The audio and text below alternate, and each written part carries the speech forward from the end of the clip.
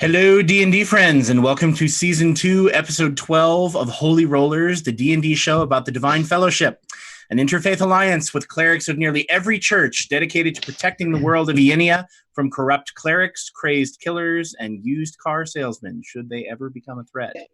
They always are. And sooner or later, they always are. Yep.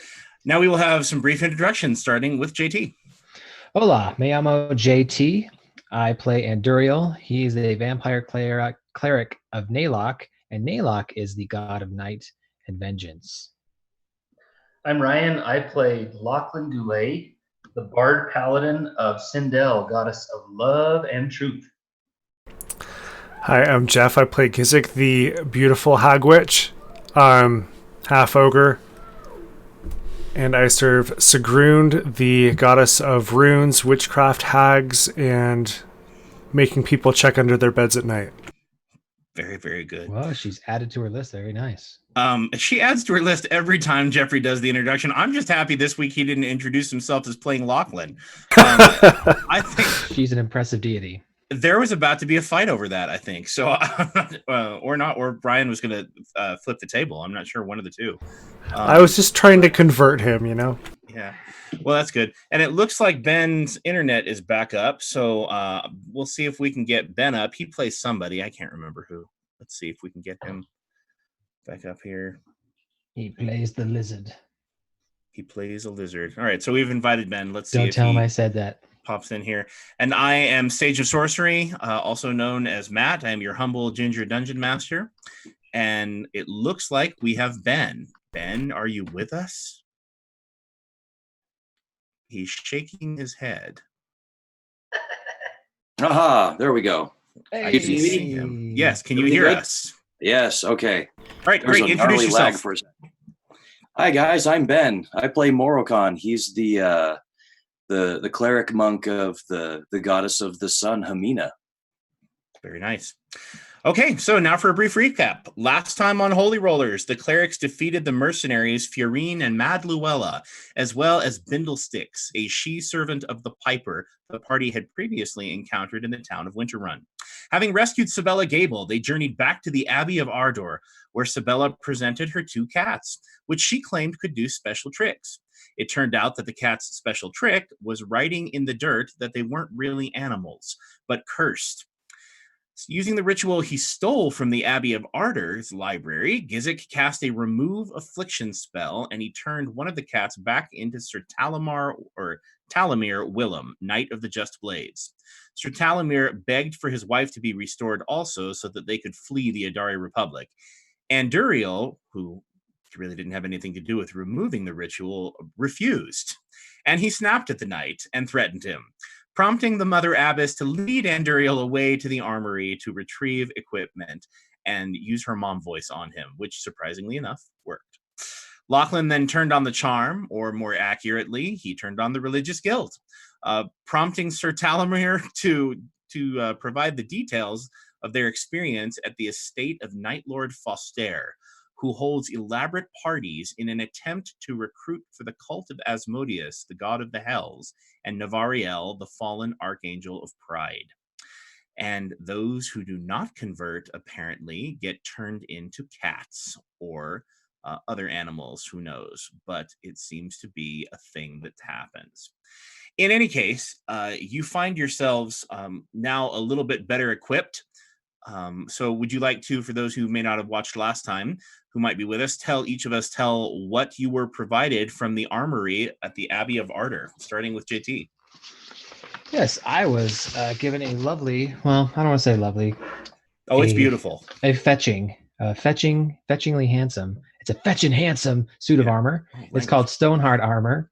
It allows me to reduce any psychic attack against me by 10 damage and immediately end any domination or charm effect on me. So it's basically protecting the old brain box from the psychic juju.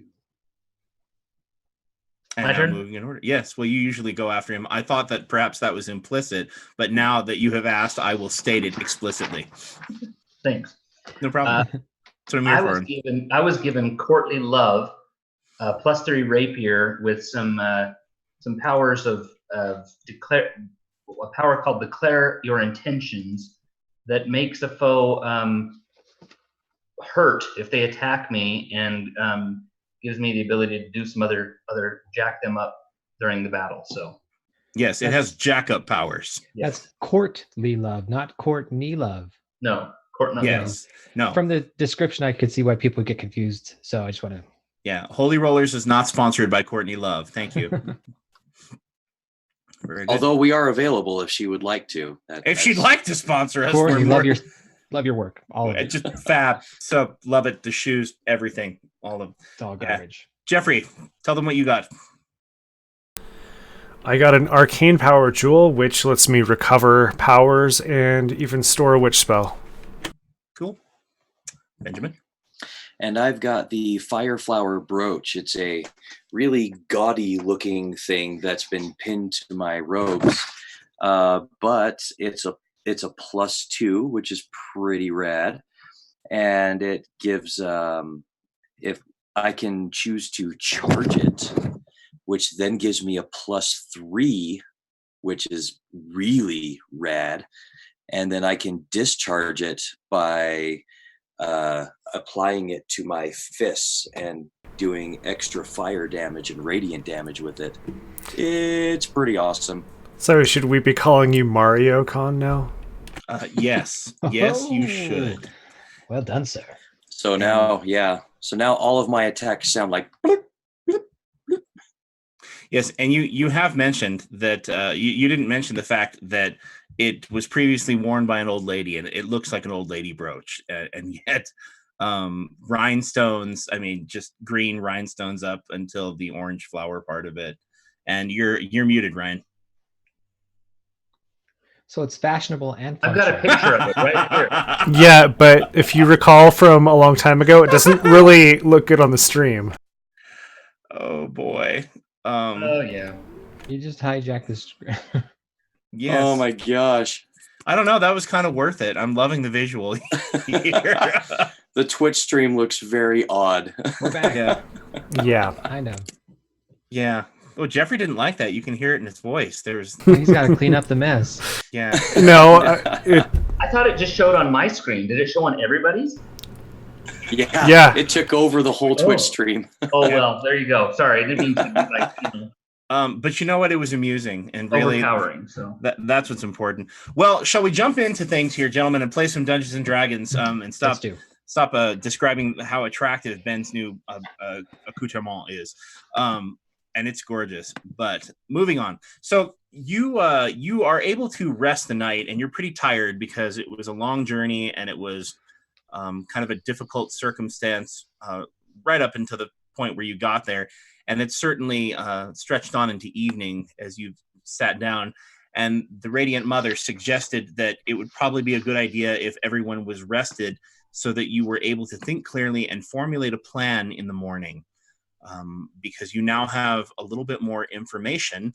And Lachlan also has a task that he has been given. And so determining your way forward would be probably best done with a bit of rest. And you were all wounded, so you'd probably like the chance to get your powers back and your healing surges back, which in roleplay terms means you've decided your characters think they're tired enough to rest, which is good.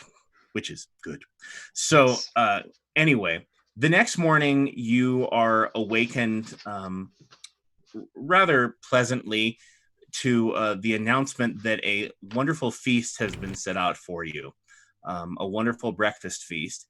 And so you have a number of people who are kind of moving around. There are quite a number of knights that are back and running around in the morning, but it's Sir Lillian Eventide who comes around to wake you up. She's a human. She's about 36 years old, has platinum blonde hair, white foundation, beauty mark on the cheek, wears a long blue dress slit up the side and blue high-heeled boots. And she is, done up to the nines and has a longbow casually just draped over her shoulder. Like it looks like the perfect accessory to go with her outfit. It has like blue painting on the side of it. It's been decorated to match her dress. So she comes and wakes you up. And I don't know if you've ever seen that thing. I think it's where Greta Garbo like throws her hair back in the black and white movie. But she knocks on the door and she opens it and she moves her head in like this, and it, like her hair comes in like it's like she's doing a cover shot for CoverGirl or something. And she announces that it's time to wake up, and then she leaves your door open and says that a feast has been laid out for you. So do you head down?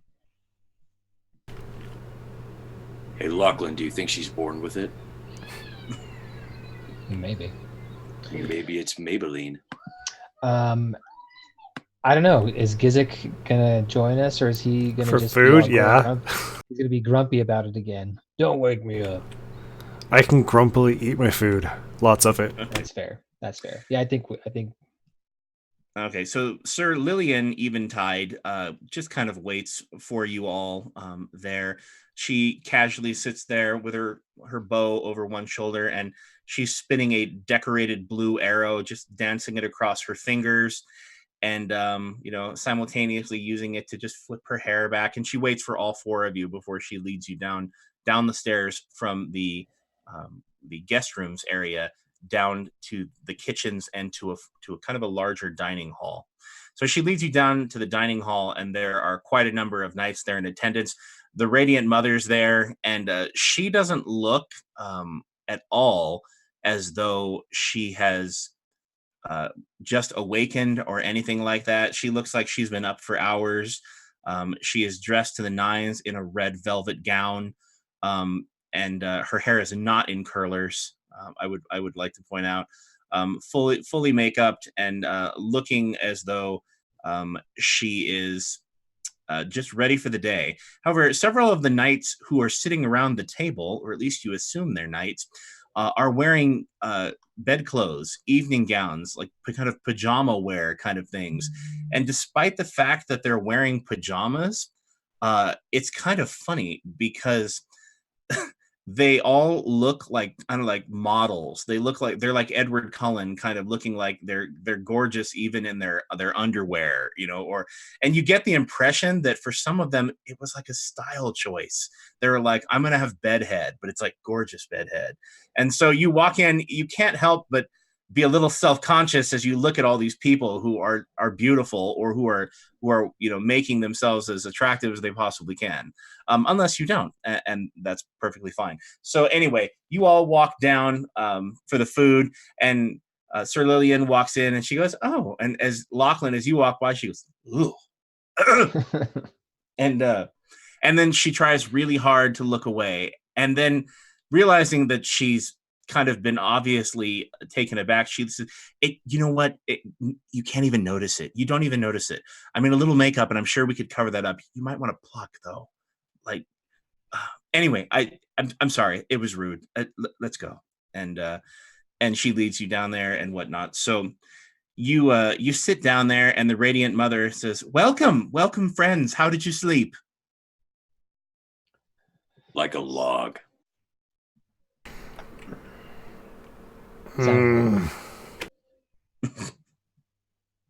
Gizik grumbles.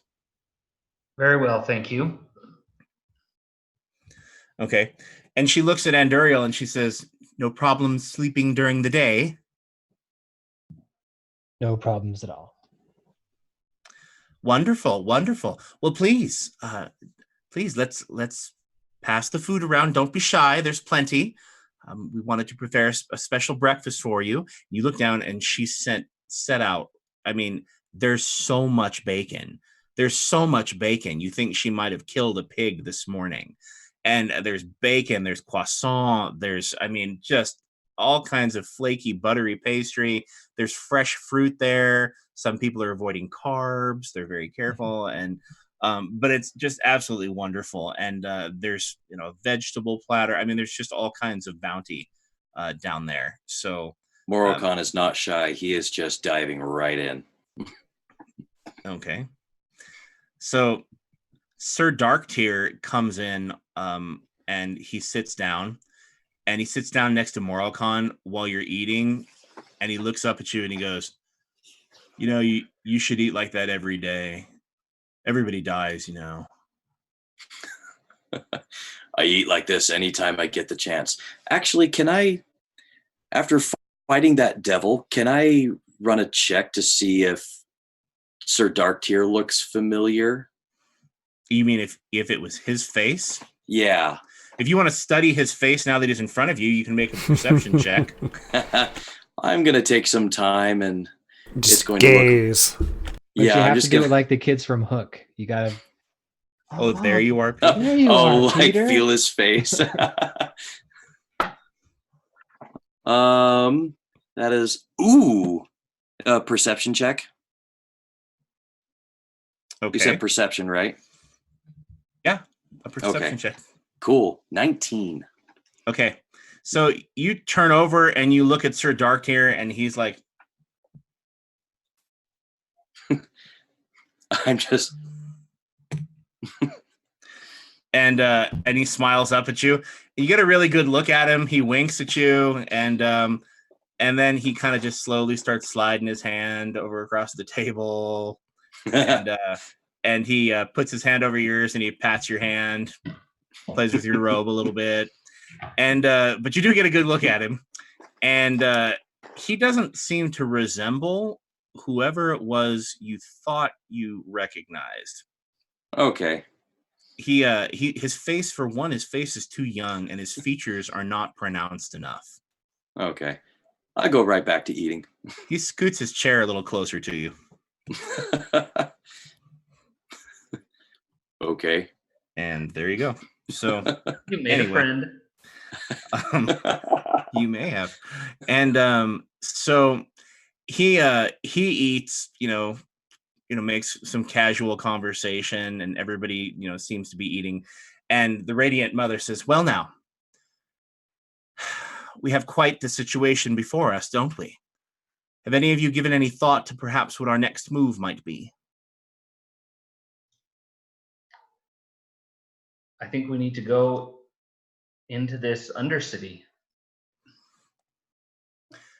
She nods and she says, "Well, I suppose that is one route forward. The desire for you to gain your knighthood is certainly a laudable goal. And I will say one thing further.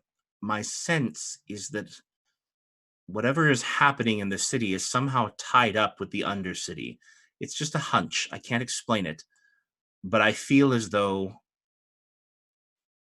it's connected somehow. And perhaps heading into the Undercity will provide a bit more of information. I don't know. Other thoughts?" I feel like we're going to be needing more allies in this endeavor. She nods and she says, "There are several other knightly orders within the city who would be willing, I think, to assist us, or who perhaps might be brought into the circle of our confidence. We don't have necessarily good relations with all of them. Not every chapter gets along with every chapter, but I suppose it would not be a terrible idea to begin with the Sky Wardens. Do you know of the Sky Wardens?" Do I know the Sky Wardens? Make a history check. 21. 12. 17. Jeffrey?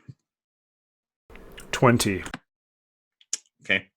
So those of you who scored under a 13, you know that the Sky Wardens are a knightly order.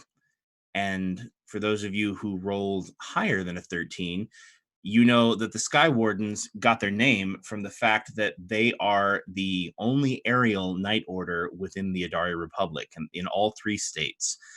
The Sky Wardens have a tower here in Horta, and they fly in a variety of ways, not any one specific. Some of them ride Pegasi, some of them ride Griffin, others of them ride brooms of flying, have winged boots.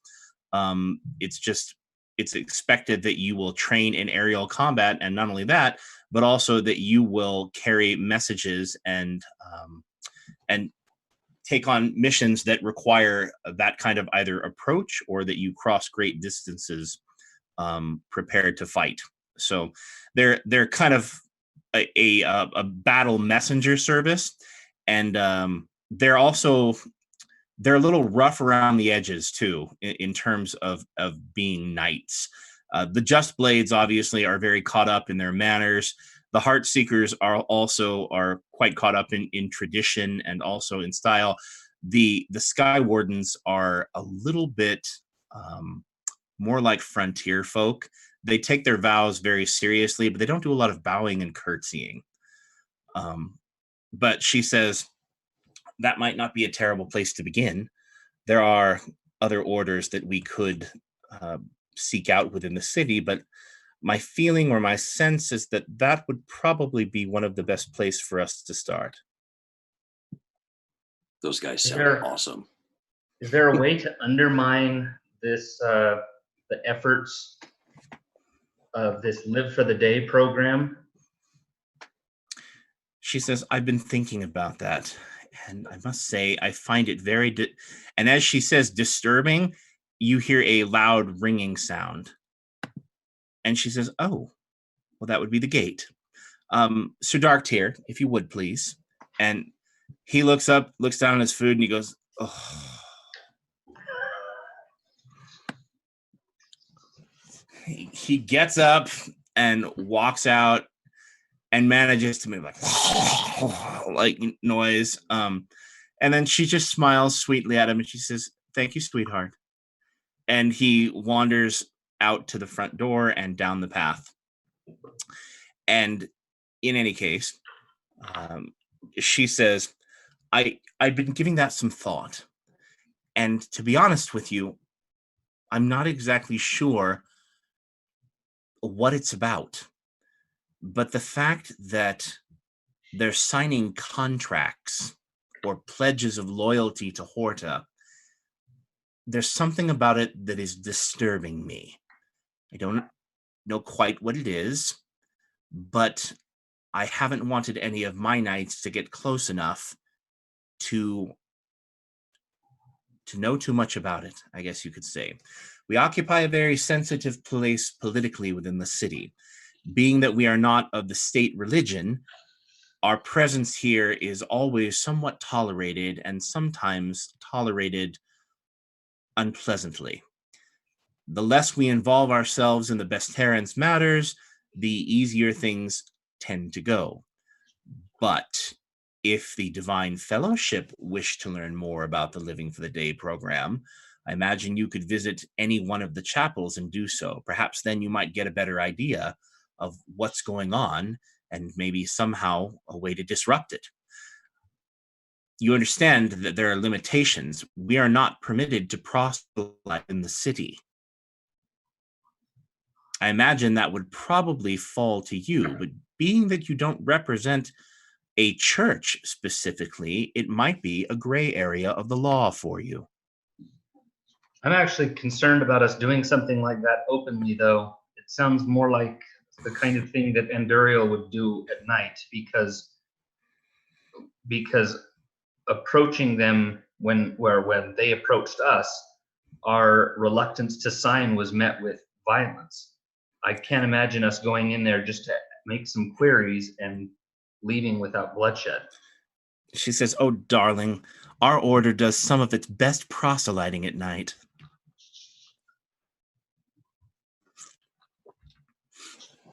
And there's a chuckle that goes kind of around the table.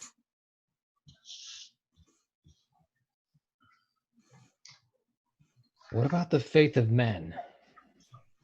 We didn't come to this city alone. We have a supposed ally with us, although I still don't trust her. What of the faith of man in this city?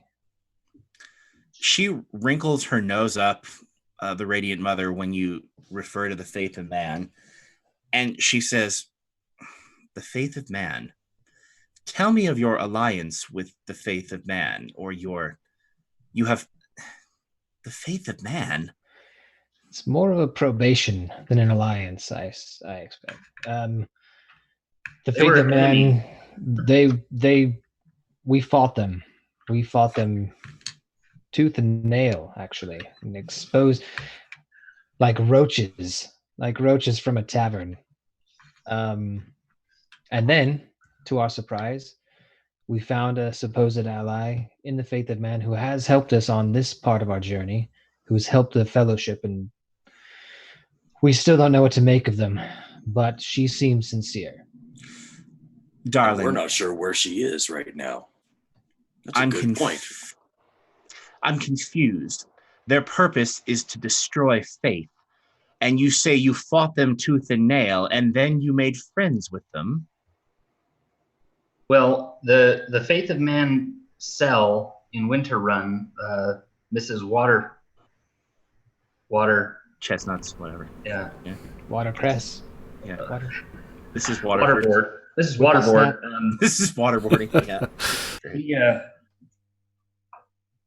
They were the ones that had allied with the Red Caps and Chain Devils in Winter Run, and were responsible for all of the problems there. According to this new ally, Mrs. Waterford was acting on her own, but they had their own priests of the High One. They were evil. They were wicked. They binding souls in the graveyard and all kinds of horrible things. But I don't think that of some money, because that's what she's provided, some money and some minor assistance is enough to compensate for what the damage that the organization did in Winter Run. I will say she hasn't been pushy on as far as trying to get us to adopt her creed or anything. She seems sincere at wanting to make reparations for the damage in Winter Run, but I think it's going to be years of aid before we can begin to consider the damage repaired in Winter Run. Now that is a tragedy. She says, well, I suppose it's an unconventional alliance, but if there's corruption within the Church of Bestera, perhaps they would be an ideal ally in order to help ferret it out. I believe that you spoke... Tenuous at best. If not an ally, a tool. It still makes me uncomfortable, but I suppose situations like this make for strange bedfellows. Very well. I'm not particularly threatened by the faith of man. They question, and the weak of faith may indeed lose their faith, but those who are strong in the faith, whatever faith that may be, I don't know that it's a wrong thing to question some things sometimes. She nods. She says, my concern is this. Faith is very much like a delicate flower. Over time, it can grow into a great plant, perhaps even a thriving rose bush. But when a seed is first planted, if it is exposed to the wrong soil, it will not grow. And so for those who are weaker, for those who have need of love, I worry about the effects of someone like that on those of weaker faith. People who are weak of faith do not tend to thrive within the Adari Republic, in my experience. However, and then Sir Darktear comes running back into the dining hall, and he says, Radiant Mother, Hope Master Certainty Altivus stands at the gate. He says he wishes to speak with you on a matter of emergency. I think we're all going to die, but it's cool. Death is so beautiful. And everyone just kind of like... I'm still just munching away. Okay. So the Radiant Mother gets up from her plate. She dabs her face daintily with a handkerchief. And she says, well, the plot thickens. And then she looks at you, Laughlin, and she says, I'd like you to accompany me. And she says, any of your fellows are welcome to join us, but I'd like you to come. I was Show of hoping. force, gentlemen. Well, Radiant Mother, would my presence be helpful or not? She says, she looks at you and she smiles widely and she says, darling, I think that would depend entirely upon the perspective of the person you're speaking to and what you choose to say. Perhaps keep the fangs in. As you say. But she says, I was afraid of this. I was hoping that he would not. Well, I was hoping a lot of things. And she walks down the hallway and heads out the door. And she walks down the gravel path past the statue of Sindel and past the fruit trees that line the pathway. And you get a good look at a rather large contingency that are standing at the open gate that serves as the entrance to the Abbey of Ardor's grounds. Standing there in a white robe with a shield of Bestera blazoned on that white robe, and yet a tower symbol on the shield that he is carrying, is a gentleman who is wearing a rather ornate white robe and carrying a rather ornate staff, who stands there. He is extremely fastidious. He has twin just a very thin, neatly trimmed black mustache, and he has dark brown eyes and very short cropped dark brown hair. He looks to not be very old, Lachlan. He looks like he's, only maybe about 5 years older than you are, perhaps. So he's barely into, his 20s, mid-20s, perhaps. And he stands there, and standing behind him are about 10 shield brothers of Bestera.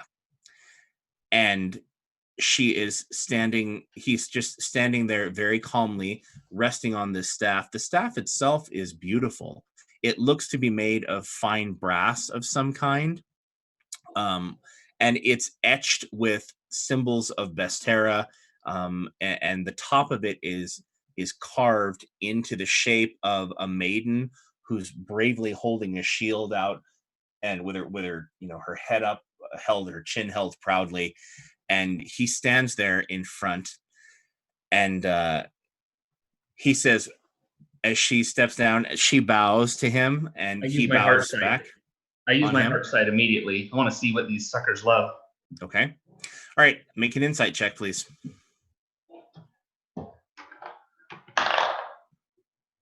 Let's see, 27. Okay. So who are you looking at specifically? Are you doing a general reading, or are you looking at him at the I'm going to look at him. It's visible creatures, so I'll start with him and then just kind of scan the room. Okay. So with a 27, since you rolled so very high, I will tell you that you feel that there is a high degree of love in his heart, but you feel like what he loves most is not other people. Like, you feel like his love, at least from the aura that you're reading, is directed towards some kind of esoteric concept. Like, maybe he loves hope, maybe he loves power, maybe he loves order or duty, but it's kind of a detached affection. Whatever it is he holds, he has great love in his heart, but it's not necessarily for other people. So that's what you get off of him. Any empty vessels as I look around? Anybody looking like a nice sociopath or anything? Well, there are about 2 of them who you look at who are what you would probably call in your faith love deficient. They don't seem to have much affection in their hearts. The rest of them seem to have a higher than normal degree of love in their heart. But 2 of them, they look like maybe their mommies did not sing to them when they were younger. Okay. And they're still upset about it, and they've blamed the world. But yeah, lower than average, two of them. And you want to keep looking at them, you can keep going. But Hope Master Certainty speaks in a very calm but earnest voice. He says, "Radiant Mother Abbess, I greet you in the name of the Hope Maiden. I do hope I haven't disturbed you at this early hour." And she strikes a provocative pose and slipped one leg out of that red velvet dress, showing off quite a bit of leg, puts her hands on her hip, and she says, "Certainly not, Hope Master.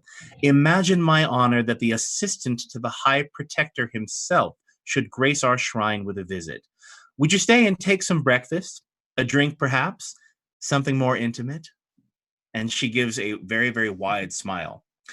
As she does this, I would like all of you to please make an insight check. 22. 20. 8.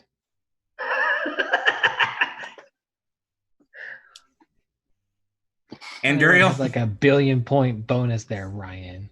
Okay. Anduriel, you just can't help looking at the jugular of a couple of these guys and going, the bacon was good, but not satisfying. We could use a few more empty vessels out there, if you know what I mean. Yeah, or maybe you'd like to empty them. Morocon, you are going, the sun! Oh, that's pretty. So you accidentally start staring at the sun, maybe. Gizik, what'd you get? 20. And Lachlan, what'd you get? 22. Okay, Lachlan and Gizik, you become aware of the fact that gushy feeling that you get around the Radiant Mother when she's making people kind of fall in love with her. She seems to be concentrating on it, and it's going like, whoa, whoa, whoa, and it is moving out wider.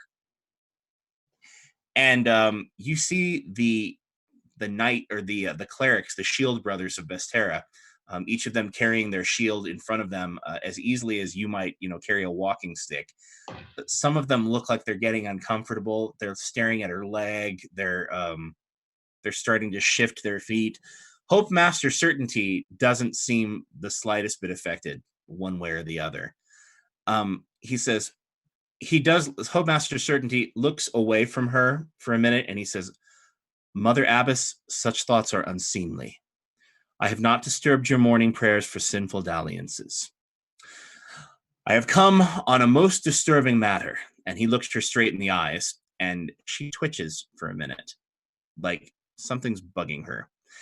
"It has been reported to me that one of your knights interfered in the lawful arrest of several persons who reportedly attacked 2 missionaries of the church. I came to you straight away, for I knew that surely such a travesty could not have occurred with your blessing." She takes a deep breath and pauses a minute before answering, and she says, "Well, no, indeed. Such a travesty couldn't have occurred at all, of course, because you see, no such situation has occurred." And then she just stops and doesn't say anything and smiles and radiates. Like her. And she radiates. And Lachlan, you become aware again of just how artfully the higher priestesses in your faith are able to speak truth and yet not reveal a thing. And he looks for a minute and he is puzzled. He says, "Well, Radiant Mother, perhaps you can enlighten me on the situation that I've been informed of. Surely you know something of the situation that I'm referring to." And she says, "Oh, yes, indeed. I understand. There was some commotion in the city, but it's nothing that you should concern yourself about. I mean, after all, Captain Emilio was more than happy to handle the situation." And he looks at her and he says, "Radiant Mother, perhaps you could enlighten me as to what handle the situation entailed. I am under the impression that he took away several who openly attacked 2 shield brothers in the streets, no less." And she smiles at him and she says, "Oh, Hope Master, I'm so sorry. You've been sadly misinformed. No, actually, what happened was there appeared to have been some kind of magical mischief at play. From what my understanding was, and what Captain Emilio reported, two of your priests began to attack one another. And one of the priests of the High One, your new power. Congratulations, by the way. I'm sure you're all celebrating over that. And he clears his throat and goes, no, indeed. It is a cause for great celebration. I do not see any decorations up in your orchard, nor on the temple itself. Does that seem seemly to you? Should we not all be celebrating the raising of a demi-power? And she says, well, I suppose the members of your faith have great reason to celebrate. But, it just doesn't seem as though everyone seems to feel the same degree of joy in celebration. So there's this very kind of building tension between the two of them. And he frowns for a minute and looks at her and he says, Radiant Mother, I am requesting that you turn over the individuals that were involved in this incident to my custody, please. Now, if you would. And she stops for a minute and she smiles and she says, well, now, they were lawfully taken into custody by Captain Emilio, and unless I don't understand the law, and of course you can enlighten me on that, my understanding that Emilio's status as a captain of the Heart Seekers, well, that would put him, I do believe, at a greater authority over the matter. Believe that he was well within his rights to handle the situation as he saw fit, being the ranking knight that was present. Isn't that correct, Hope Master? Isn't that the law? Then he kind of drops the nicety a little bit and he says, Mother Abbess, do you really want to test and challenge the church on this matter? And she says, oh, no, I don't have any intention of challenging the church at all. Given that the church has no authority here, it seems there's no challenge being made. You don't need to make an insight check to see the smoke that is coming off of him. And he says, I fear for the future of your abbey, Radiant Mother, under these circumstances. And she says, well, I want to telepathically to as many knights as are in my, or shield brothers as are in my range, except for this douche. And I want to say to them just mentally, and I'll try to disguise my voice just a little bit and just say, your boss is an ass. Okay. Sorry. He's 19. They are noticeably like disturbed, and there's like muttering, and they all start like looking around at each other, and a few of them actually make the sign of the shield, but they don't say anything, but they start muttering, and Hope Master Certainty looks behind, and it goes shh, and just kind of hushes them. Every few seconds, I'm going to say something either about him or about the High One. Like, the High One is a turd. Okay.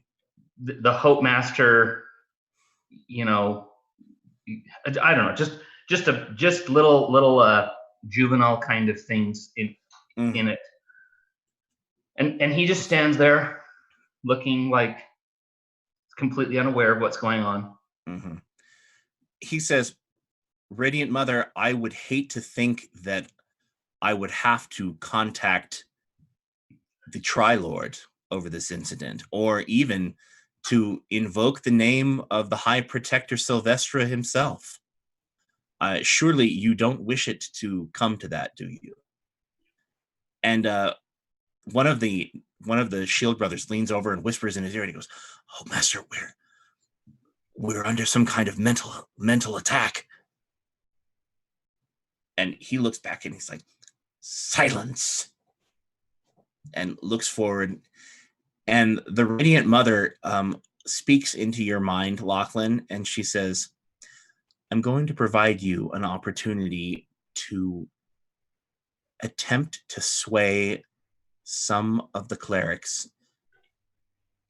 I think this is an opportunity to discredit the Hope Master, or to at least discredit this living for the day nonsense. She says, I'm giving you an opening, go for it. And she says, and tell your death priest friend to say whatever he wants. This pompous she's anyway, she's irritated. There's like not an ounce of that, on the outside, but she's hopping mad. I say to Anduriel, it's time for us to join this duel of words. Okay, she says, Hope Master, I am so terribly afraid that you have been misinformed, but allow me to introduce to you a friend of mine. This would be Lachlan Dulé. He is the voice of the Divine Fellowship, who is, I believe, here with one of his councilmen. They are representatives of the newly formed Divine Fellowship. I believe they were there when your clerics began to pummel one another senselessly. I think they even tried to stop it. Perhaps you might hear their rendition of events. Hope Master Certainty looks at her, and he nods. And he says, I would be most pleased to. And he looks at you, and Lachlan, and he nods at you, and he says, please, I would entreat you to share with me the details of this incident, as you may have seen them. Hold on, Lachlan. He says, young one. Hold on, Lachlan. Before my friend here gives you the actual facts, is it going to change anything? Or are you going to be as big a moron as the people who tried to stop us in the streets and take us into custody and not listen to anything we had to say, and then, quite frankly, get stomped by us? Way to de-escalate. Good job.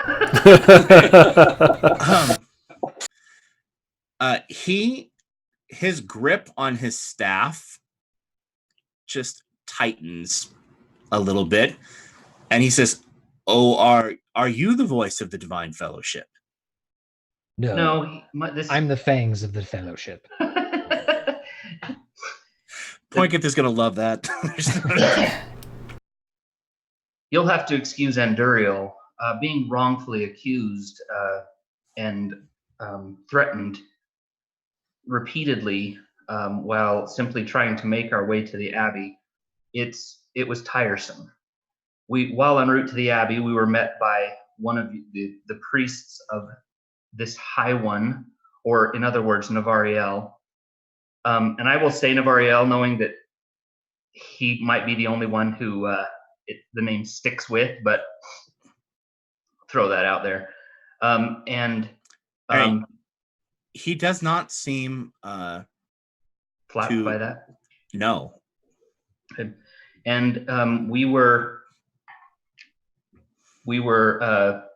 greeted by them, and they tried to compel us to go with them to sign a contract about starting and being part of the new day, or what is it called again, gentlemen? Living for the day. And when we informed them that we were on urgent business, they became agitated and then out of nowhere began attacking one another. When we tried to intervene to get them to not attack each other, then they turned their energies on us. I believe the Shield Brothers had a fairly minor role in it. It was the priest of the High One who was aggressively trying to harm us and the other Shield Brothers. Luckily, the Captain Emilio, came and was able to interrupt before things became fatal, and we were allowed to then proceed to the Abbey. Okay, he interrupts you and he says, well, I certainly appreciate that you have a version of events in your own mind as to how things happen. Something about your story perplexes me, if I might ask a question. Please. What was it exactly that you did to provoke the righteous brothers to arms? For no shield brother that I would know of, no one who truly follows Bestera, champion of the gods, defender that she is, would engage in any kind of combat unless they were provoked. Was it perhaps the fangs that you carry with you that began this fight? No, as I said, we did not begin the fight. We simply refused to be compelled to go with them to get on this repugnant bandwagon of signing contracts and living for the day. Because we didn't like what they had to say and tried to move past them, they moved to stop us and then became embroiled in fighting with each other first. That is not the version of events that was shared with me. I do not believe that both of these circumstances can be true. What do you suggest that we do in order to come to the truth? Well, perhaps you could do a more thorough investigation of the many witnesses on the street, or subject your men to some sort of truth magic. I would be willing to submit to any such magic if you would like to do that here at the Abbey, according to the abbess. And but I'm afraid that would be impossible. You see, I would find it to be a violation of my faith to set foot on the grounds of the Abbey. There are things that go on here, unfortunately, that are considered untoward in my faith. But if you would be willing to come to one of the chapels, perhaps we might use some sort of enchantment to come to the truth of these things. Would you be willing to come with your companions to one of our chapels to do so? Oh no, coming to one of your chapels would violate my faith as much as you coming in here would violate yours. The things that go on in your chapels here, at least those that are aligned with the High One, are quite contrary to my faith. You know, the High One's coming is a sign to all of the people of Horta. It is a sign that Horta is called to a higher work. And if you are not willing to live for the day, I cannot say that I believe that you will find yourself weathering the storms to come, shall we say. As Horta will be called to a higher work, only the faithful, I believe, will be able to survive what is to come. You would do well to ally yourself with Bestera's church.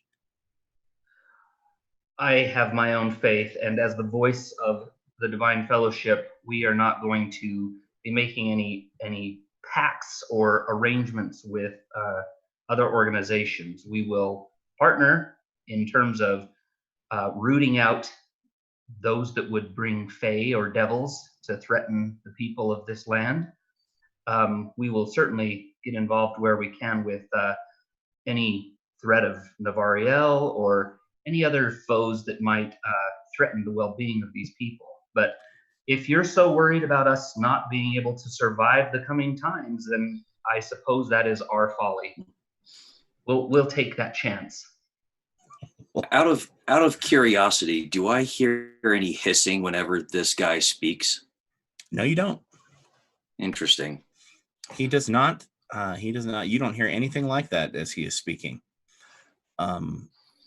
He says, well, I cannot say that I am surprised that we could not come to an agreement of sorts, or that we could not come to an ideal. I'm afraid I will be forced to take this matter up with one of the Night Lords, perhaps Night Lord Foster or the Tri-Lord himself. We will come to the truth of this matter, and you will submit to the law. I suppose for the moment, Captain Emilio has jurisdiction here. Very well. I have heard of your organization. You know, the Knights of St. Bethania have been supplicating the Tri-Lord here to have you thrown out of the state of Horta altogether. The Knights of St. Bethania seem to think that your organization poses a threat. And I must say, after what we've seen here, I can see where his fears are well founded. I thought that the one of the creeds of Vestera involved civilization, hope. That implies a certain amount of choice, some agency of thought, and yet everything that we've seen from those with authority, like yourself, is to try to compel people to do things that they might otherwise not want to do.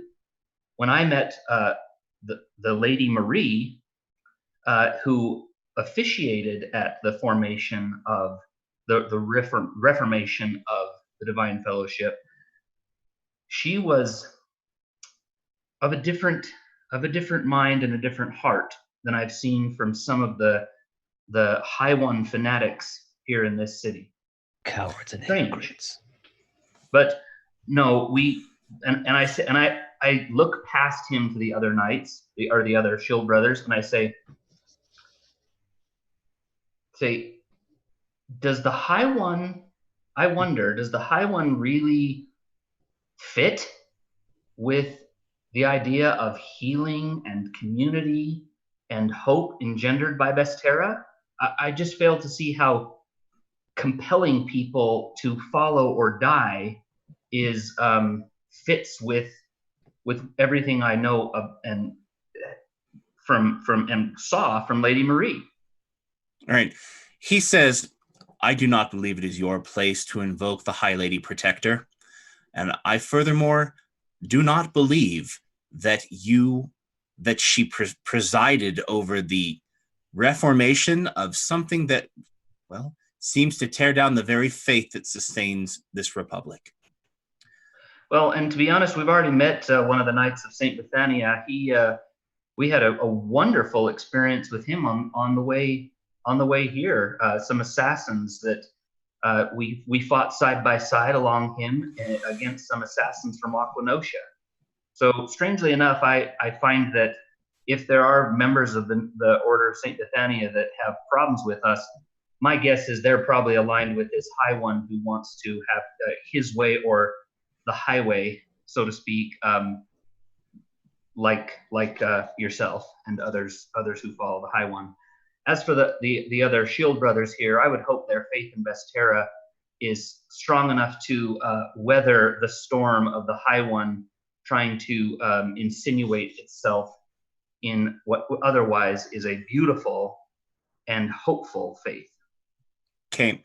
He looks at you and his stare goes very hard, but he does not seem controlled by his rage. He just speaks very carefully, and each word is kind of inflected with meaning. He says, boy, I have seen the High One himself, messenger of Vestera and god of righteous pride, and blessed be the day that he was raised to divinity. And I promise to you, his light will soon be spread all over this city in a way that even one as faithless as you cannot deny. Or else? We will. Well, until that time, we'll be here worshiping the goddess of love and truth. Truth. And the Radiant Mother steps forward and she looks at him with such love and such compassion, and she says, Hope Master, I beg of you, please look at the path that you are treading with the utmost care. Perhaps we could speak privately and come to some kind of understanding, some way for us to reason together.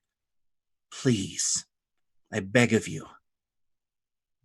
And he actually takes a step away from her and he says, No, I'm sorry, Mother Abbess. I do not believe that is going to be possible. I certainly do not think it would be appropriate for us to discuss anything together alone. We'll be speaking again. Until that time, I wish you a pleasant day. Hope Maiden's blessing upon you, and may your eyes be opened. They will be opened. And he turns around and walks away.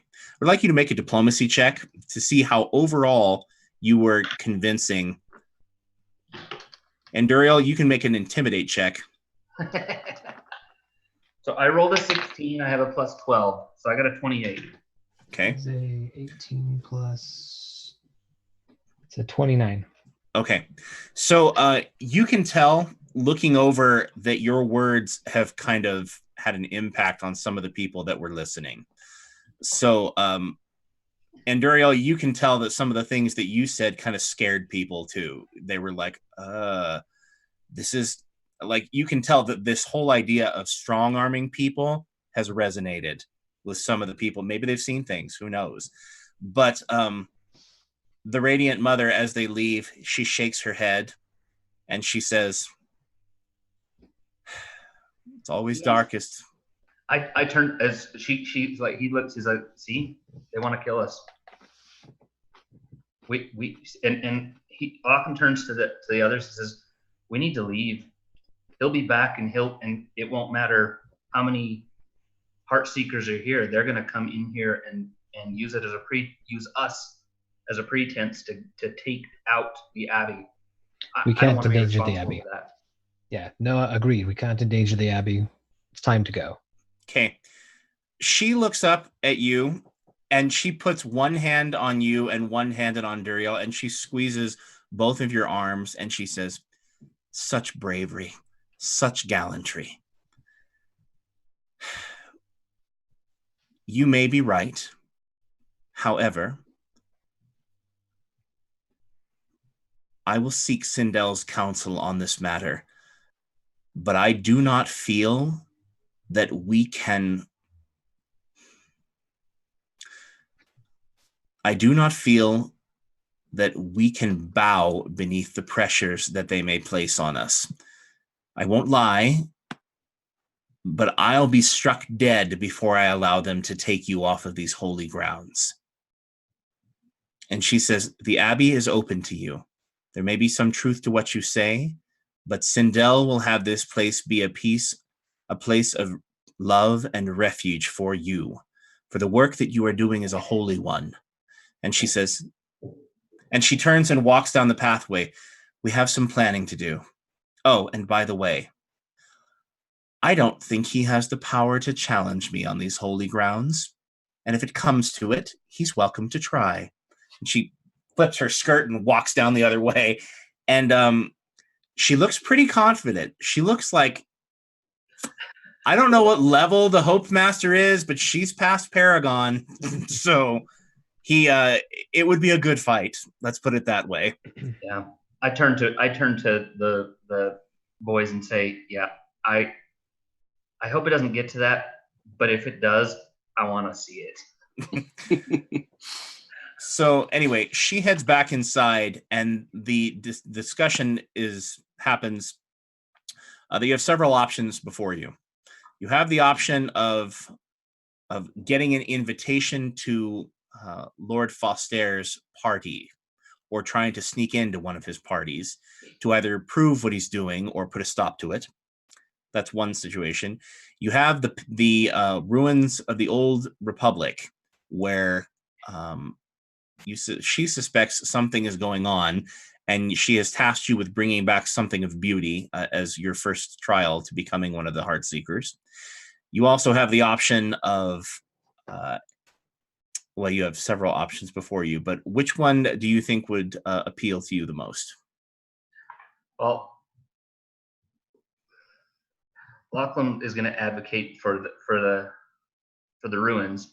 He says, I know that going to the ruins serves me, but I also think that this is twice now that she's mentioned that she feels like there's a connection to what's going on in the ruins. And if we're in the ruins, we're not going to be in the city proper. Hopefully, then we aren't going to be seen by any more of these ridiculous fanatics. It gets us out of sight and still on the right track. I'm all for going to a party. Party crashing sounds like a blast, but what if we, even just getting there, run into more of these numbskulls? Those are my thoughts. My thought is moving throughout this city is going to be a struggle at best. Well, that's because you're huge. Yes, I can be sneaky if I want to. hide behind that sapling. Yes. I think that leaving town for a time in service of this quest could probably be best right now. I think we'll continue to find trouble that we don't want at the moment. You also have the option of going to speak to the Sky Wardens and letting them know what's going on and seeing if their nightly order will not bolster you. I would actually lean toward that a bit. I like going under. I like being able to move and freely about the town without having to have too much worry. And the more allies we have, the better. So whether we go underground and avoid everybody, go into the ruins and avoid just all people, or we go to the Sky Wardens and see if they would be helpful. There is one more option, the Radiant Mother tells you, that might be of help getting a handle on what's going on in the city. If the Knights of St. Bethania really are petitioning to have the Divine Fellowship thrown out of the Adari Republic officially, which the Trilord certainly has the right to do, then you need a sponsor at court. And in order to get a sponsor at court, you have to get one of the Night Lords ruling over one of the districts of the city to sponsor you at court to meet with the Trilord so that you can plead your case. You could, rather than heading to the Sky Wardens or one of these others, head to one of the estates of the Night Lords and make the attempt or plead your case and try to get representation at court. Would it be, I'm wondering if we could, what's the name of our Faith of Man friend? Demora. Demora. She's the first ambassador of the Faith of Man. You know, she is an ambassador. What if we test her sincerity and see if she'll go talk to the Sky Wardens on our behalf? I mean, she can't really represent the Divine Fellowship, but she could speak for that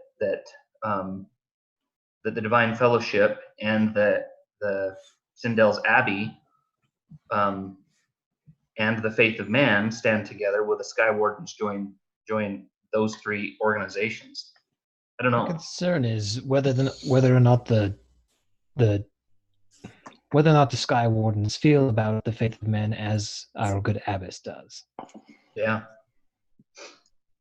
And it sounds to me as if a meeting with the Trilord is not going to be hard to get for us. He may be wanting to speak to us anyway. Yeah, they may be appealing to him that way too. And I'd like to have, before we go. Okay, the Radiant Mother pipes up when Anduriel says that, and she tells you that that's not necessarily true. She says, if the Knights of St. Bethania have been bending his ear, Trilord Hanimus Bertrand is a well-known, shall we say, decisive ruler. And he might just boot or declare you public enemy number one without ever having spoken to you. He has been known to make brash decisions like that. Oh, goodness. Does she know of? I asked her, do you know of any Night Lord that would be sympathetic to us? She says, well, certainly not Lord Foster, given what we now know about him. You could speak to Lord Vaxter in the shipping district, or you might have luck with Lord Kalinor in the Windy district. She says, I believe that not only are the two of them more open-minded, but I believe that they may need a favor. Now, there is one more that you might speak to. In the coin districts, that's Lady Devois, but she's notoriously difficult to deal with. You'd have to get on her good side and do it quickly. She tends to be, shall we say, rather vengeful, and she smiles at Anduriel when you cross her. She says, however, given what we know about Lord Foster, I'm not sure which of the Night Lords we can trust in the city. But if you were to visit one of them, Lord Kalinor, Lord Vaxter, or possibly Lady Devois, those would be my suggestions. Any chance Of the three, which are most influential? Lady Devois is Night Lord over the Coins District. She controls commerce to a very large degree within the city and to some extent in the entire state. It's riskier, but she has been known to make creative deals. Let's just put it that way. Might she need a favor? It's quite possibly she needs several favors. Whether or not you'll find them palatable is another matter. Lady Devois was a member of the Just Blades. Let me put it that way. And she used those connections in unconventional ways. Do you know if any of the Night Lords would have any relationship or connection to Lord Gable from Winterrun? I'll have her make a knowledge history check. She says she believes that Lord Gable may have a family member in common by marriage with Lord Vaxter in the shipping district. But it's a relation by marriage. They're barely connected. However, they may have seen each other at a family event of some kind.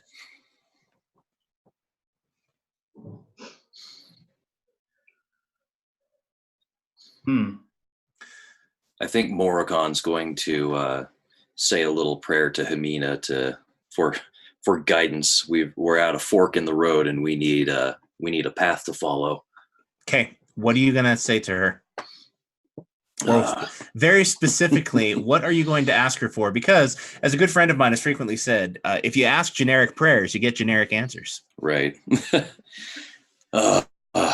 Hamina, we have many paths set before us. We have some more tasteful and some less tasteful. Shall we pursue an easier, what we perceive to be an easier path, or shall we pursue the tougher path? That all he says? Um, Do you Yes, do you also- groan at her like that? Do you go, Hamina? Well, I'm a dragon, so that's just part of the deal. It has nothing to do with Ben's inability to think on the fly. No pressure. It's a dragon sound. You got to give it to him. Let's see. She said she's gonna go pray to Sindel, right? Yeah. Well, Doesn't mean Sindel's going to answer. no, but I say to her, can I accompany you to petition Sindel? She shakes her head. She says, no, I believe this is something that I need to do myself. And she's going to head down to the chapel. And she also hints or intimates that she might even perform a ritual to get some guidance. But she hasn't been able to get a ton of information using ritual magic for a while. So there's no necessarily proof that this is going to get an answer. Anyway, Morocon, make a religion check. Let's see how convincing your prayer was. Can I make a slight addition before I roll my religion check? And by the way, I'd really like a new pair of shoes. Go for it. So, Hamina, which path presented to us allows for the speediest recovery of the population of Horta? Okay, make a knowledge religion check. Which path is your light going to shine the brightest? Ooh, that's a good roll. That's 25. Okay. With a 25, in your mind's eye, you find yourself imagining the docks and wondering what they look like. I'm suddenly feeling like my experiences at the pier in my homeland in New Tarsa. I feel the ocean is calling toward me. So okay, then you hear Sigrun's voice. Go to the shipping district, stupid. No, just kidding. So I'll look at Lachlan and be like, I feel Hamina is pulling us toward Lord Vaxter and trying to win his favor. You are the voice of the fellowship, so I will submit to your decision, but that is the counsel that I give. That's the thought I have. I'm not of the opinion that we have to choose just one. I think all of these things need to be done as much as possible. It's really, the question is, what needs to happen first? And I guess what's the most urgent? And not necessarily what's best, but really is what's most urgent. And I don't disagree. I feel a lot of things need to happen. And it could be that once one thing is set in motion, that other things may take care of themselves. Gizik? It seems like we've been running around trying to do everything by ourselves. We put out a fire here or there. Meanwhile, Navariel's got 1,000 plates spinning, starting new fires faster than we could ever start them. Whichever path we choose, I think we need to find more allies to do this work so we don't have to run around doing it all ourselves. I agree with Gizik. And which brings us to the challenge of which allies can we trust? We don't trust Demora. And we can't trust her. For all we know, the Faith of Man's presence here could be a great ally, but we could never trust that they would be. And speaking of which, where is she? She said she would meet us here. Today, she said she would meet you here.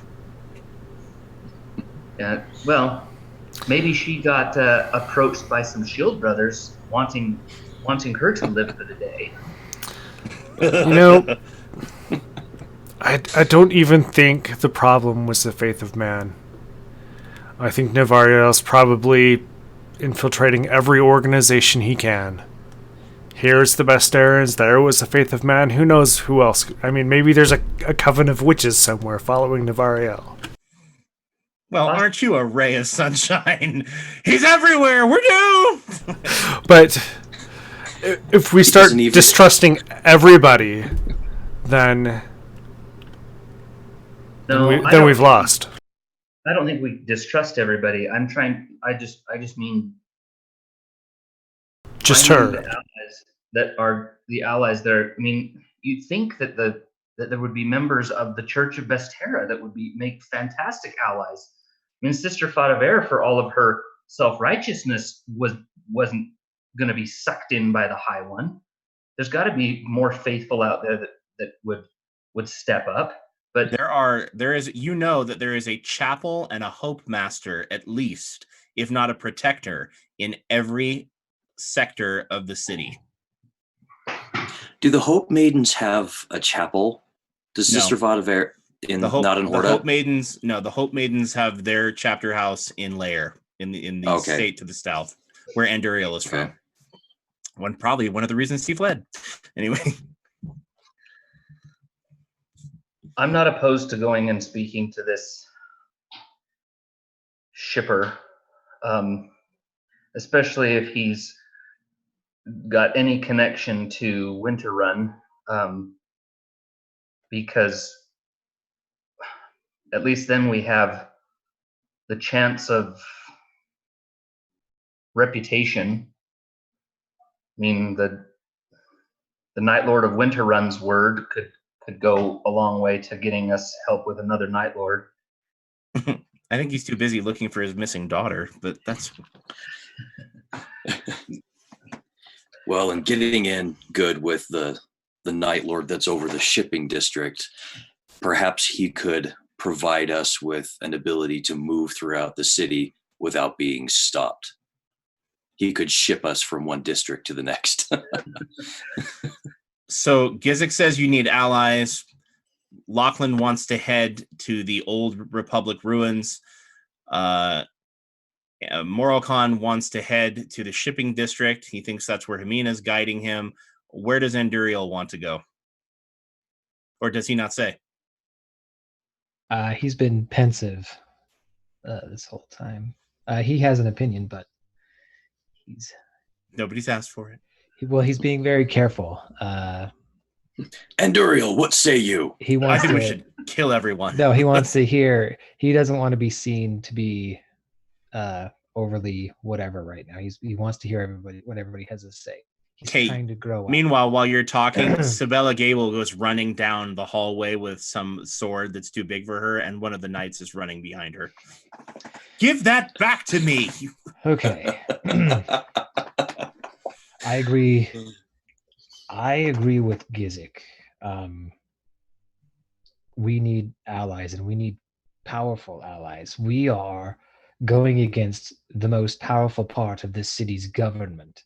The most powerful.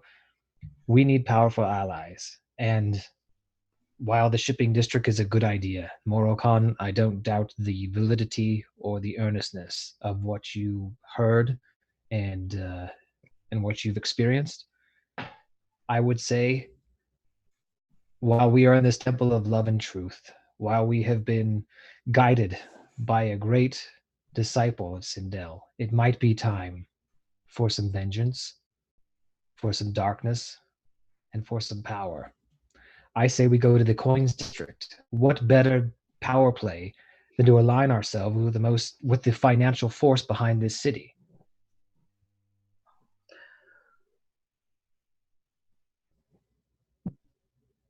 So we're all split. That's cool. That's cool. Okay, so as you guys are chatting through this, shortly thereafter, as you chat through this, the Radiant Mother comes back, and she tells you that she has communed with Sindel to the extent that she's able to, and she only got one answer. And the answer that she got is, wherever you go, you are to go at night. She said that truth would be revealed to you if you traveled by night. And then she asks, sense. She turns to Lachlan and she says, well, Lord Voice, where have you decided?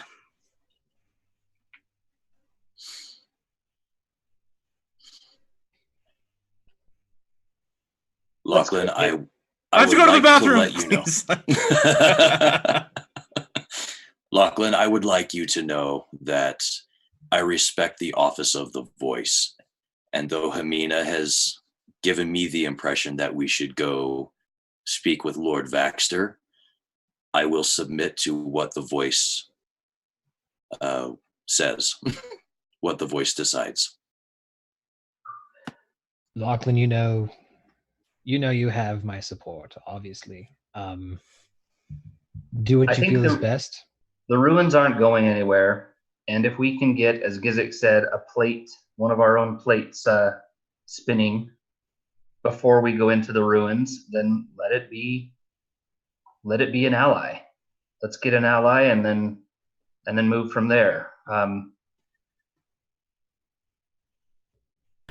I think Lord Vaxter is the safer bet, but I'm not opposed to gambling. Okay, you say that, and she goes, Lady Devois does that too. And frankly, I would feel more comfortable appealing to a woman.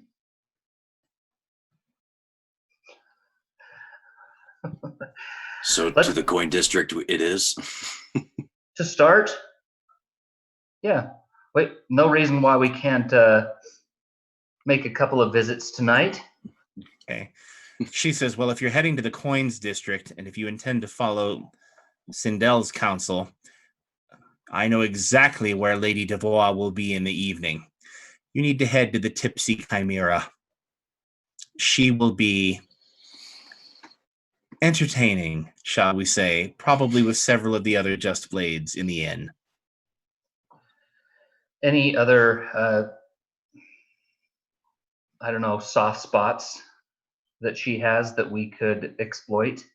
Or she spends a lot of the time surveying the grand market and reading the lending houses the Riot Act and striking deals with them, I imagine, but you'll probably find her the most accessible in the Tipsy Chimera.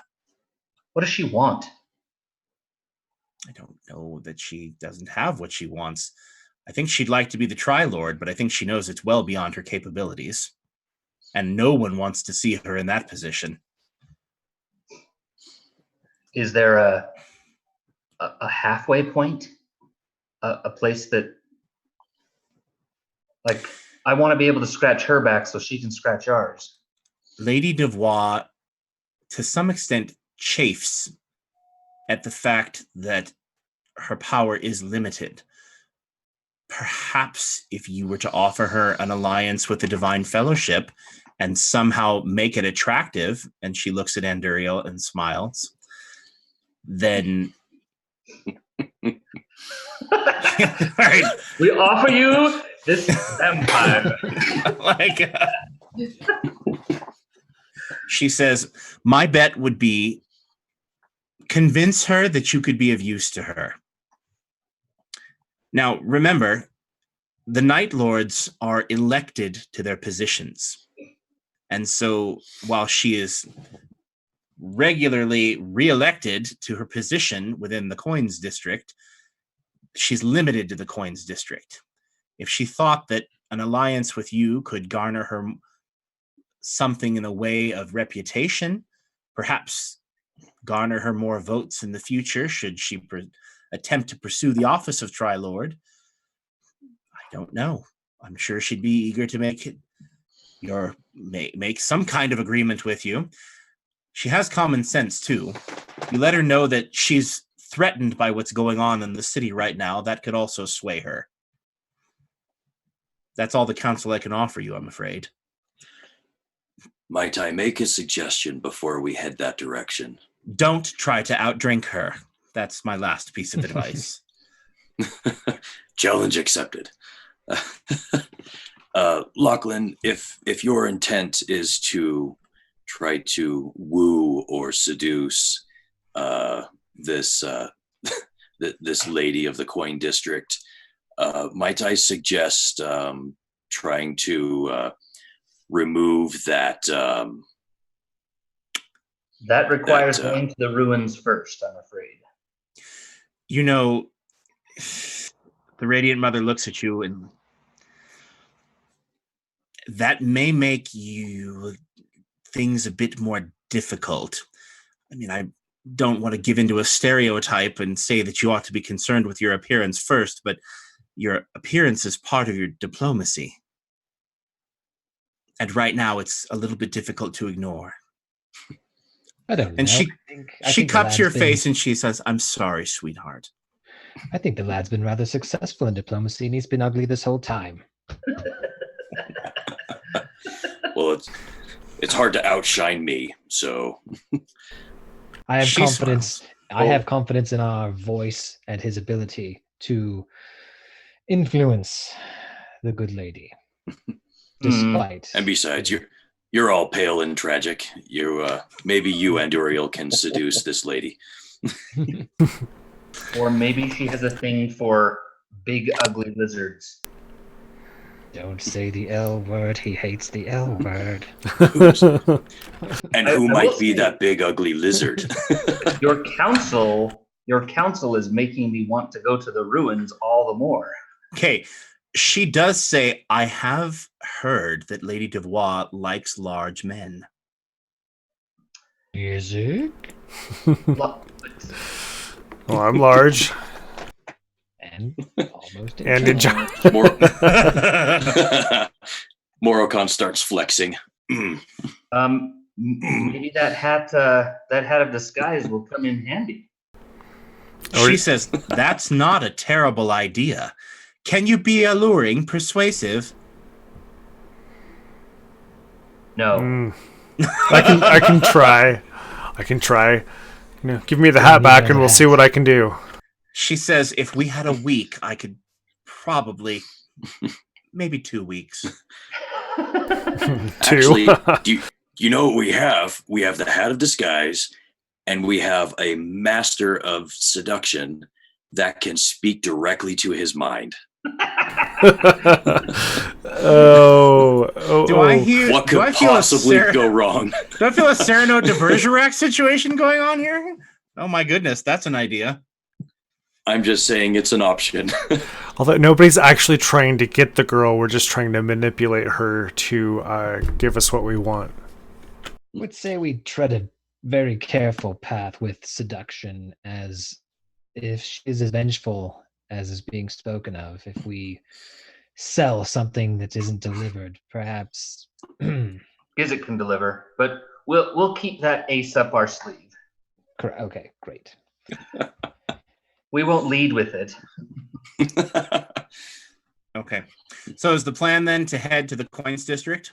Yeah, but we just had breakfast, so what are we going to do for all day? Well, that's entirely up to you. You could tell stories. There are any number of diversions the Radiant Mother tells you at the temple that she's sure that you would enjoy. Well, can we send for our Faith of Man friend and see what's going on there before the evening comes? She's probably been arrested. She said she was going to meet you at the temple. The Radiant Mother, I'm sure, has agents in the city that can figure some stuff out. I wonder if would it be could we see if there's a knight that would go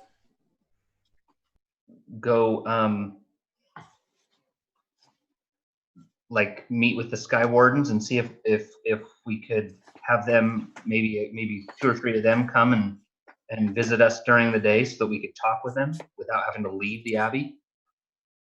Could we send Sir Darktear to go pick up Oh, not Sir Darktear. That would not be her first choice.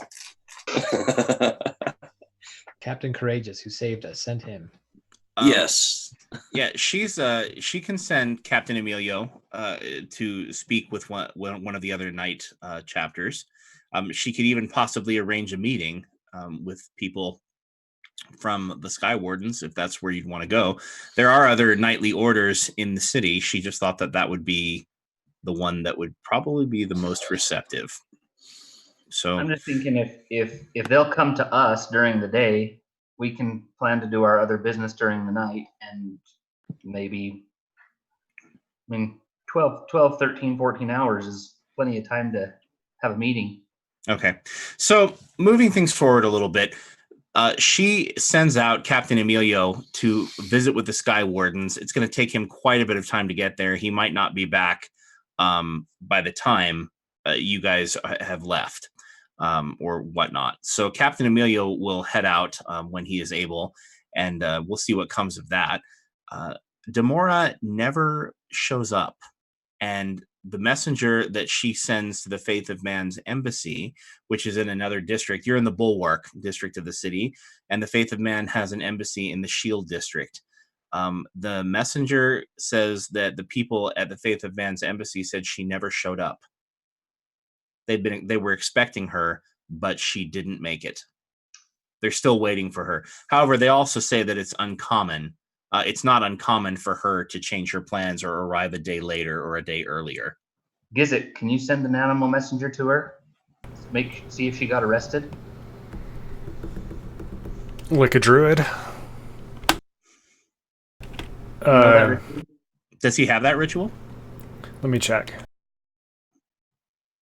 Can you send a morphed potato? You know sending, though. Didn't you just learn sending? Yes, I could do sending. Maybe not with an animal like a druid. If Athora was here, maybe he could.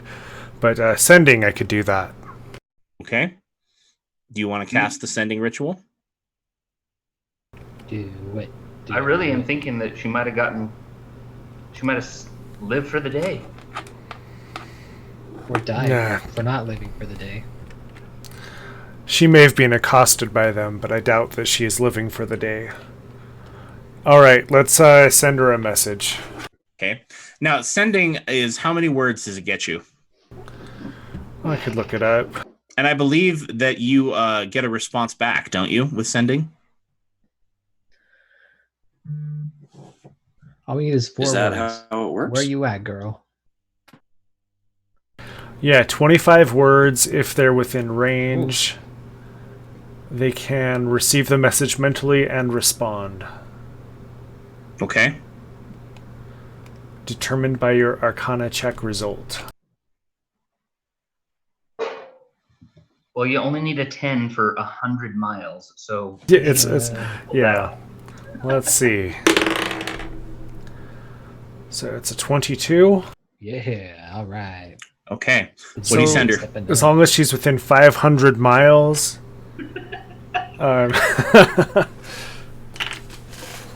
She went back to winter. Yeah. I'm going to keep it simple. I'm going to send her a message saying, we waited at the temple and you weren't there. Are you okay? Okay. She sends back to you. She says, most certainly not okay. Lord Foster's estate. Trapped.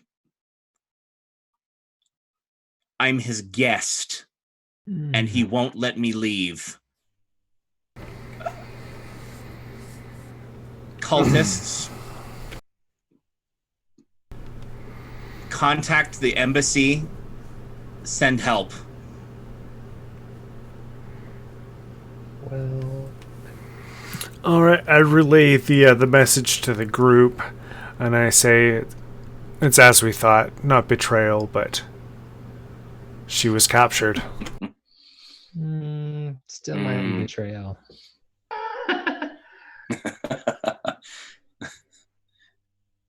Maybe this is how she lives for the day.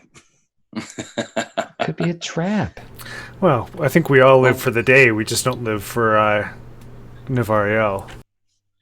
Maybe she'll come visit us as a white cat. I don't mind contacting the embassy and sending help, but I don't know if it's a trap meant to bring us to her, and then we're all stuck.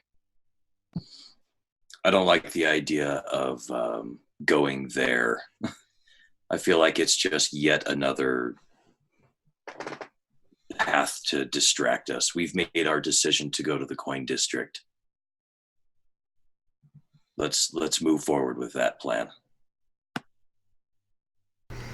When's this party? Well, what's that? When's the party?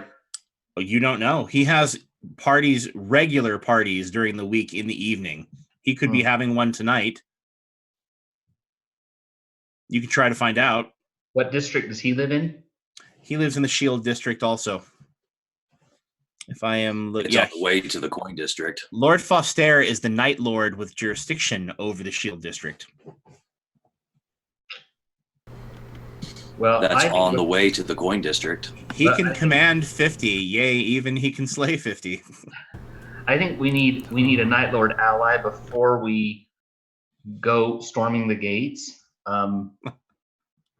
Because if we're busted there, now we've got two groups of people thinking that we're criminals. And we will be criminals because we'll be breaking and entering. Well, what You if say that, and she says, the Radiant Mother says, not if you go in disguise. Curses. Because nothing ever goes wrong with that. She says, personally, I don't feel like that's the best use of your time. She doesn't sound trustworthy to me. No, Mother Abbess, can you contact the embassy? Let them know what's going on and maybe see if they can send help. We'll get to it when we can, but we need to get to the Coin District tonight. She says, I can send another messenger. Thank you. She says, however, I would be reticent to do it in the evening, given everything that's going on. Understood. Do what?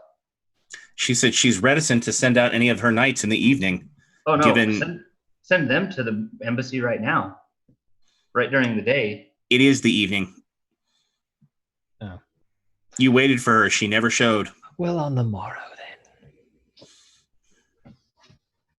Yeah, well, that's what you get for having no faith, sucker. You get priority number 2. If only she could channel divinity. On the other hand, if this is how we act when we find people willing to ally with us, it may not be possible to find more allies in the future. Dang it, Gizzet, come on. We're trying to... we're trying. High wisdom score. We've made a plan. Does anybody find me a toad? Yes, they can find you a toad. What exactly do you want to do with a toad? So you can find. They have a stream that runs through the orchards. You can find a toad quite easily out there in the garden. So, during the day, like before we head out, I want to pull Gizzet aside and say, your story about the pet that your mother killed, it broke my heart, and so I figured you might like a new pet, and I want to give him the toad. I thought of a toad because they're really portable and don't require a lot of attention, and we might be on the road, and you could still like take care of him. Well, he's not quite a boar. I slip him into my pocket and he very promptly pees on you. I doubt that they pee very much. I don't know. I may have stone hard armor, but right now... I think that is a beautiful moment to end this episode on. Even have we not started a little bit late. So we will pick it up next week with whichever place we'll probably decide off screen you're heading to move things along. And then Benjamin has our Consider This for tonight. Alrighty. Well, so since we've been doing books lately and what we've enjoyed reading, one of my favorite books is actually a book by Brian McDonald. It's called The Golden Theme. So I'm not a writer, and this was a book that's mostly meant for writers, but after reading it, I've come to find out that it's really more a book for anyone that has storytelling involved in their life at all. And basically the whole point of this book is All of the very best stories in the world have, at their very core, distilled to their very core, all have the same thing in common. They all have one thing in common. And this is a book that helps to teach you about that and how to make your writing, how to make your storytelling appeal to the highest common denominator. And it's cool. It's a book it's really quite interesting. And even if you're not a writer, it's one that really kind of opens your eyes to not just storytelling, but really to empathize and sympathize with other people. It's a good read. I recommend it. Awesome. Very cool. That's great. Books are awesome. Read, people. Find joy. Find a book. I always said when I was a teacher, if you don't know, if you say you don't like to read, it's just because you haven't found what you like to read yet, whether that's cereal boxes or graphic novels or books about how to do things. Find a book. Books are awesome. Cool. And that would be it for tonight. So thank you very much. Have a good night. Thanks, guys.